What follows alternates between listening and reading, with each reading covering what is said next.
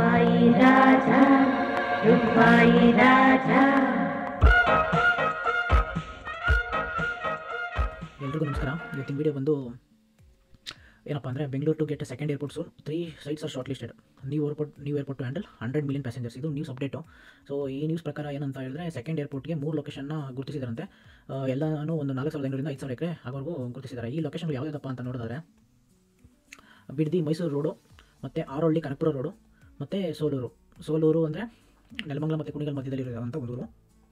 So total ಎಲ್ಲ Bengaluru south ಡಿಸ್ಟಿಕಲ್ಲೇ, 3 ಕೂಡ Bengaluru south district ಅಂದರೆ ರಾಮನಗರ ಅಂತ ಕರೀತಾರಲ್ಲ, ಅದನ್ನು ಬೆಂಗಳೂರು ಸೌತ್ ಅಂತ ಕರೀತಿದ್ದಾರೆ ಈಗ.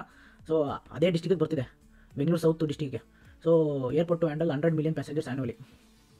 ಸೊ ಈ ಸಂಬಂಧ ರಾಮಮೋಹನ್ ನಾಯ್ಡು ಅಶೋಡಿನ ರಾಜ್ಯಸಭಾದಲ್ಲಿ ಮಾತಾಡಬೇಕಾದ್ರೆ ದೇವೇಗೌಡರು ಎಲ್ಲ ವಾಯ್ಸ್ ಇತ್ತಿದ್ದಾರೆ. ತಮಿಳುನಾಡಿಗೂ ಏರ್ಪೋರ್ಟ್ ಬೇಕು ಅಂತ ತಮಿಳುನಾಡು ಕೇಳಿದರೆ, ಬೆಂಗಳೂರಿಗೂ ಬೇಕೇ ಬೇಕು ಅಂತ ದೇವೇಗೌಡರು ಹೇಳಿದ್ದಾರೆ. ಇದ್ರ ಬಗ್ಗೆ ನ್ಯೂಸ್ ನೋಡಿರ್ತೀರಾ.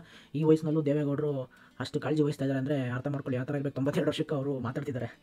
ನಾವೆಲ್ಲ ಅಷ್ಟು ಶಕ್ತಿ ಇರುತ್ತಲ್ಲ ಆ ವಯಸ್ಸಲ್ಲಿ. ಅವರು ಪಾಪ ಅಸೆಂಬ್ಲಿಲಿ ರಾಜ್ಯಸಭಾದಲ್ಲಿ ಕೂತ್ಕೊಂಡು ಮಾತಾಡಿದ್ದಾರೆ. ಬೆಂಗಳೂರು ಬಗ್ಗೆ, ಕಾವೇರಿ ನೀರು ಬಗ್ಗೆ ಮಾತಾಡಿದ್ದಾರೆ. ಇದರ ಜೊತೆಗೆ ಏರ್ಪೋರ್ಟ್ ಬೇಕೇ ಬೇಕು ಅಂತಲೂ ಅದ್ರ ಬಗ್ಗೆ ವಾದ ಮಾಡಿದ್ದಾರೆ ತಮಿಳುನಾಡವರು ಲಾಬಿ ನಡೆಸಬೇಕಾದ್ರೆ. ಸೊ ಇದೇ ರೀತಿ ನಮ್ಮ ರಾಜ್ಯದಲ್ಲಿ ಎಲ್ಲ ಲೀಡರ್ಗಳಿಗೂ ಈ ಥರ ಶಕ್ತಿ ಇರಲಿ ಅಂತ ನನ್ನ ಅಭಿಪ್ರಾಯ. ಇದೇ ಥರ ಶಕ್ತಿ ಇರಬೇಕು, ನಮ್ಮ ರಾಜ್ಯಕ್ಕೆ ಬರಬೇಕಾದಂಥ ಪ್ರೋಗ್ರಾಮ್ಗಳೆಲ್ಲ ತರಬೇಕು ಅನ್ನೋದು ನನ್ನ ಅಭಿಪ್ರಾಯ.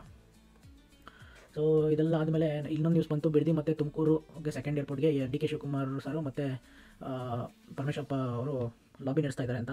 ಲಾಬಿ ಅಂದರೆ ಎಲ್ಲರಿಗೂ ಇರುತ್ತೆ, ಅವರವ್ರ ಏರಿಯಾದಲ್ಲಿ ಆಗಬೇಕು ಅಂತ. ಆದರೆ ಅಲ್ಟಿಮೇಟ್ಲಿ ಡಿಸಿಷನ್ ತೊಗೊಳೋದು airport authority of India. So ಅವ್ರದ್ದೇ ಆದ ಅನಾಲಿಸಿಸ್ ಮಾಡ್ತಾರೆ. ನಾನು ಪ್ರೀವಿಯಸ್ ವೀಡಿಯೋದಲ್ಲಿ ಹೇಳಿಟಿ ಅಂದರೆ ಬೆಟ್ಟ ಗುಡ್ಡಗಳು ಇರಬಾರ್ದು. ಅದಾದ ನಂತರ highway connectivity and road connectivity ತುಂಬ ಇಂಪಾರ್ಟೆಂಟು. ಆಮೇಲೆ ಫ್ಯೂಚರ್ ಇನ್ಫ್ರಾಸ್ಟ್ರಕ್ಚರ್ ಡೆವಲಪ್ಮೆಂಟ್, ಯಾವುದಾದ್ರು ರೋಡ್ಗಳು ಮಾಡ್ಕೊಂಡು ಎಲ್ಲ ಕನೆಕ್ಟ್ ಮಾಡ್ಬೋದಾ ಅವೆಲ್ಲ ನೋಡ್ತಾರೆ. ಬರುವಂಥ ರೋಡ್ಗಳೆಲ್ಲ ಕನೆಕ್ಟ್ ಆಗ್ತವ ಅಂತ. ರೈಲ್ವೆ ಆಕ್ಸೆಸಿಬಿಲಿಟಿ ಇದು ತುಂಬ ಇಂಪಾರ್ಟೆಂಟು. ರೈಲ್ವೆ ಟ್ರ್ಯಾಕ್ ಇರಬೇಕು, ಇದ್ದರೆ ಸಬ್ಬರ್ಬನ್ ಟ್ರೈನ ಬಿಡ್ಬೋದಲ್ಲಿ, ಅದನ್ನು ಕೂಡ ಕನ್ಸಿಡರ್ ಮಾಡ್ತಾರೆ. ಅದಲ್ಲದೆ ಇಂಡಸ್ಟ್ರಿಯಲ್ಲು ಮತ್ತು ಎಕನಾಮಿಕಲ್ ಗ್ರೋತ್. ಅಂದರೆ ಈಗ ಬೆಂಗಳೂರು ದೇವನಹಳ್ಳಿ ಏರ್ಪೋರ್ಟ್ ಏನಿದೆಯೋ ಅದ್ರ ಪಕ್ಕ ಎಲ್ಲ ಇಂಡಸ್ಟ್ರೀಸ್ ಮಾಡಿದ್ದಾರೆ. ಸುಮಾರು ಕಡಿಮೆ ಅಂದ್ರೂ 8,000ದಿಂದ 9,000 ಎಕರೆನ ರೈತರ ಹತ್ರ ಕಿತ್ಕೊಂಡಿದ್ದಾರೆ. ಏರ್ಪೋರ್ಟಿಗೆ 4,500 ಎಕರೆ ಬಿಟ್ಟು. ಇದಲ್ದಿರ ಪ್ರೈವೇಟು ಕಂಪ್ನಿಗಳೆಲ್ಲ ಬಂದಿದೆ. ಎಲ್ಲ ಎಕನಾಮಿಕಲ್ ಆಕ್ಟಿವಿಟಿ ಬೆಳಿಬೇಕು ಅಂದರೆ ಯಾವುದು ಗ್ರೋತ್ ಆಗಿರಲ್ವೋ ಅದನ್ನು ಗ್ರೋತ್ ಮಾಡೋಕ್ಕೆ ಇಷ್ಟಪಡ್ತಾರೆ ಗೌರ್ಮೆಂಟು. ಸೊ ಇದೇ ರೀತಿ ನೋಡೋದಾದರೆ ಪೊಟೆನ್ಷಿಯಲ್ ಲೊಕೇಶನ್ಸ್ ಆ್ಯಂಡ್ ಎವಲ್ಯೂಷನ್ಸು ನೋಡೋದಾದರೆ ನಮಗಿರೋ 3 ಲೊಕೇಶನ್ನ ನೋಡ್ತಾ ಬಂದರೆ ಫಸ್ಟಿಗಿರೋದೇ ನಮಗೆ ನೆಲಮಂಗಲ ಟು ಕುಣಿಗಲು. ಈ ಕಾರಿಡಾರ್ ಬಗ್ಗೆ ಹೇಳೋದಾದರೆ ಇದು NH75 ಬರುತ್ತೆ. ಒಳ್ಳೆ ಕನೆಕ್ಟಿವಿಟಿ ಇದೆ. ಅದಲ್ದಿರೋ ಗೌರ್ಮೆಂಟ್ದು ಲ್ಯಾಂಡ್ ಇದೆ ಅಂತೆ, ತುಂಬ ಲ್ಯಾಂಡ್ ಇದೆ ಅಲ್ಲಿ. STRR ಮತ್ತು PRR ಫುಲ್ಲು ಇಂಪ್ರೂವ್ ಇದೆ ಅಂತೆ ಲೊಕೇಶನ್ನು. STRR ಮತ್ತು PRR further improves access. STRR ಮತ್ತು PRR projects will be further improve access. So ಇವೆರಡು ಇರೋದ್ರಿಂದ ತುಂಬ ಚೆನ್ನಾಗಿ ಆಕ್ಸಸ್ ಸಿಗುತ್ತಂತೆ. Environmental impact with flat terrain. ಈ ಕಾರಿಡಾರಲ್ಲಿ ಜಾಗ ಬೆಟ್ಟ ಗುಡ್ಡಗಳು ಕಡಿಮೆ ಇದೆ, ಇದ್ದರೂ ಕೂಡ ಲೆವೆಲ್ ತಕ್ಕೊಳೋದು ಈಸಿ. ಬೆಟ್ಟ ಗುಡ್ಡಗಳು ಅಂದರೆ ಏನರ್ಥ ಅಂದರೆ ಬಂಡೆನೇ ಅಂತ ಅರ್ಥ ಅಲ್ಲ. ಗಟ್ಟಿ ಬಂಡೆ ಇದ್ರೆ ಹೊಡೆದ್ಬಿಡ್ಬೋದು. ನಿಮಗೆ ಭೂಮಿ ಮಣ್ಣು ಎಲ್ಲ ಇರುತ್ತಲ್ಲ, ಅದನ್ನು JCB ತಗೊಂಡು ಎತ್ತಿ ಎಲ್ಲಾಗ್ತಾರೆ. ಸುಮ್ಮನೆ ಜನ ಹೇಳ್ತಾರೆ ಏರ್ಪೋರ್ಟ್ ನಮ್ಮ ಹತ್ರ ಬೇಕು, ನಮ್ಮ ಕಡೆ ಬೇಕು ಅಂತ. ಯಾರೂ ಜಾಗ ಕೊಡೋಕೆ ರೆಡಿ ಇರಲ್ಲ. ಜಾಗಗಳು ಎತ್ಕೊಂಡೋಗಿ ಬಂಡೆಯಲ್ಲಿ ಮಾಡೋಕ್ಕೋದ್ರೆ ಇಲ್ಲ ಹಳ್ಳದಲ್ಲೆಲ್ಲ ಮಾಡೋಕ್ಕೋದ್ರೆ ಏನಾಗುತ್ತಪ್ಪ. So minimal environmental impact. So ನೋಡೋದ್ರೆ ಮಿನಿಮಲ್ ಎನ್ವೈರನ್ಮೆಂಟಲ್ ಇಂಪ್ಯಾಕ್ಟ್ ಅಂದರೆ ಏನರ್ಥ ಅಂದರೆ ನೋಡಿ, ಒಂದು ಏರ್ಪೋರ್ಟ್ ಮಾಡಬೇಕು ಅಂತ ಹೇಳಿದ್ರೆ ಉದಾಹರಣೆಗೆ ಏನಕ್ಕೆ ಏರ್ಪೋರ್ಟ್ ಬೆಟ್ಟಗುಡ್ಡಗಳ ಹತ್ರ ಮಾಡಬಾರ್ದು ಅಂತ ಹೇಳಿದ್ರೆ, ಚೆನ್ನೈ ಏರ್ಪೋರ್ಟ್ ನೋಡಿದ್ರೆ ಸಾಕು ನಮಗೆ ಎಕ್ಸಾಂಪಲ್ ಸಿಕ್ಬಿಡುತ್ತೆ.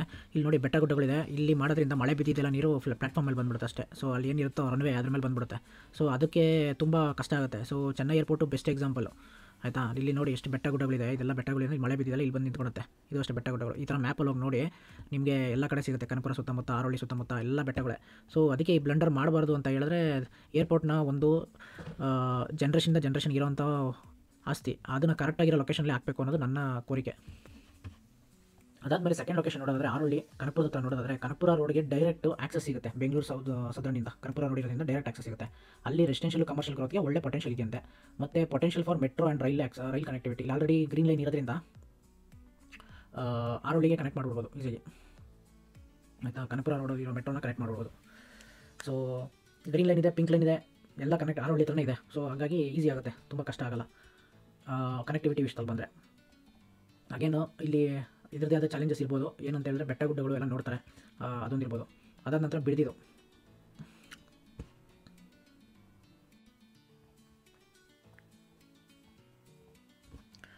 ಈಗ ನಾನು ಏನು ಮಾಡಿದ್ದೀನಪ್ಪ ಅಂದರೆ ಬೆಂಗಳೂರಲ್ಲಿರುವಂಥ ಮೇಜರ್ ರೋಡ್ಸ್ನೆಲ್ಲ ಈ ಮ್ಯಾಪಲ್ಲಿ ಹಾಕಿದ್ದೀನಿ. ಇದ್ರ ಜೊತೆಗೆ ಅರ್ಕಾವತಿ ಬಫರ್ ಝೋನ್ ಇದೆಯೋ ಅದು ಕೂಡ ಹಾಕಿದ್ದೀನಿ. ಸೊ ಇದ್ರ ಬಗ್ಗೆ ಯಾರಾದರೂ ಮಾಹಿತಿ ಬೇಕು ಅಂದರೆ ನಾನು ಕೇಳಿ ನೆಕ್ಸ್ಟ್ ವೀಡಿಯೋದಲ್ಲಿ ತಿಳಿಸ್ತೀನಿ. ಸೊ ಸ್ಯಾಟಲೈಟ್ ರಿಂಗ್ ರೋಡ್ ಇದೆ, ತಿರ್ಗಾ ಏರ್ಪೋರ್ಟ್ ಲೊಕೇಶನ್ಗಳು ಈ ರೆಡ್ ಇದೆಯಲ್ಲ ಅದು ಏರ್ಪೋರ್ಟ್ ಲೊಕೇಶನು. ಇದು ಹೊಸೂರು ಏರ್ಪೋರ್ಟ್ ಆಯಿತಾ, ಹೊಸೂರು ಏರ್ಪೋರ್ಟ್ ಇದು ಆರೋಳಿ ಏರ್ಪೋರ್ಟು, ಇದು ಬಿಡದಿ ಏರ್ಪೋರ್ಟು, ಇದು ಸೋಲೂರು ಏರ್ಪೋರ್ಟು ಪ್ರಪೋಸ್ ಲೊಕೇಶನ್ಸು. ಇದು ನಮ್ಮ ದೇವನಹಳ್ಳಿ ಏರ್ಪೋರ್ಟು, ಈಗಿರೋ ಏರ್ಪೋರ್ಟು ಆಯಿತಾ. ಎಚ್ ಎಲ್ ಏರ್ಪೋರ್ಟು ಇಲ್ಲಿದೆ ಆಯಿತಾ.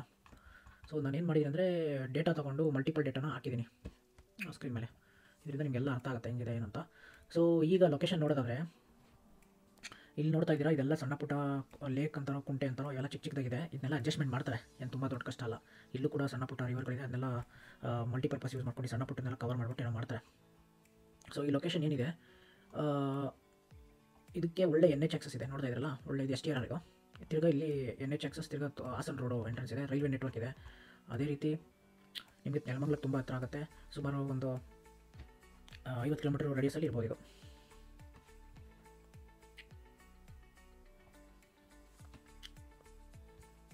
ಸೊ ಸುಮಾರು ಒಂದು 44 ಕಿಲೋಮೀಟರ್ ರೇಡಿಯಸಲ್ಲಿ ಇರ್ಬೋದು ಬೆಂಗಳೂರು ಮೆಜೆಸ್ಟಿಕ್ಕಿಂದ ಆಯಿತಾ. ಇಲ್ಲ 50 ಕಿಲೋಮೀಟರ್ ಅಂತ ಅಂದ್ಕೊಳ್ಳಿ ಇರಲಿ. ಸೊ ರೈಲ್ ನೆಟ್ವರ್ಕು ಇದೆ ಆಯಿತಾ, ಇಲ್ಲಿ ಕಾಣ್ತಿದೆ ರೈಲ್ ನೆಟ್ವರ್ಕು ಇದೆ, ಹೈವೇ ಇದೆ, STR ಇದೆ, ಸಾಕಷ್ಟು ಕನೆಕ್ಷನ್ ಇದೆ. ತುಮಕೂರು ಸಮೀಪ ಇರೋದ್ರಿಂದ 2 ಸಿಟಿಗೂ ಒಂದೇ ಏರ್ಪೋರ್ಟ್ ಥರ ಆಗುತ್ತೆ. ಅದಾದ ನಂತರ ಇಲ್ಲಿ ಆರೋಹಳ್ಳಿ ಕೂಡ ಲೊಕೇಶನ್ ತುಂಬ ಚೆನ್ನಾಗಿದೆ, NH ಆಕ್ಸಸ್ ಇದೆ ಮತ್ತು STR ಇದೆ.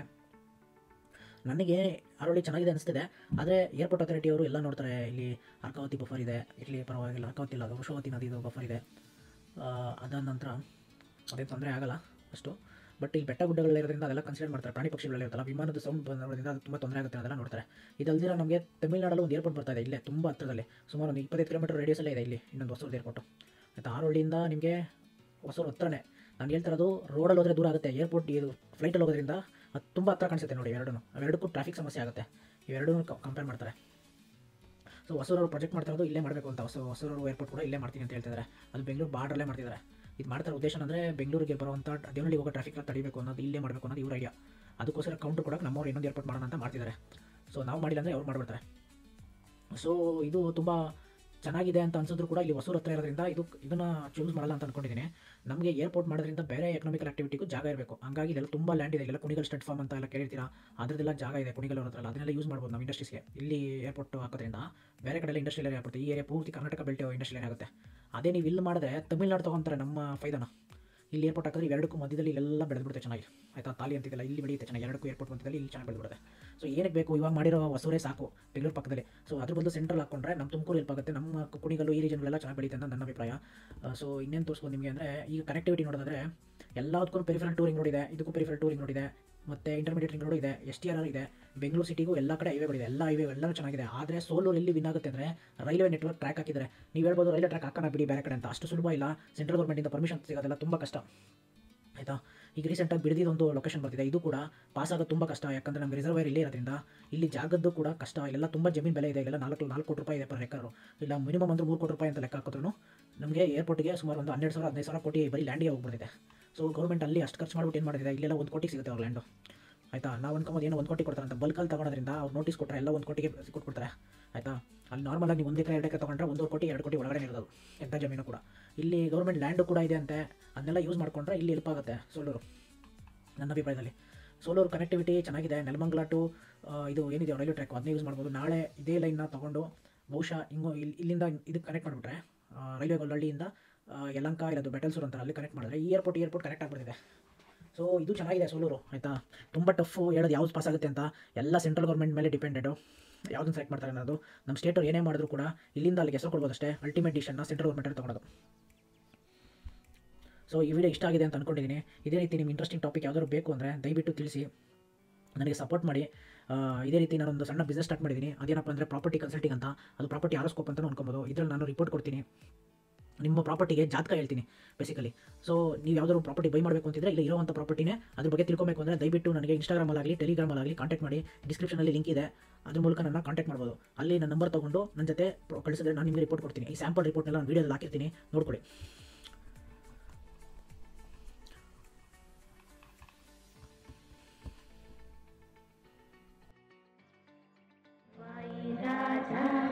Rupai Raja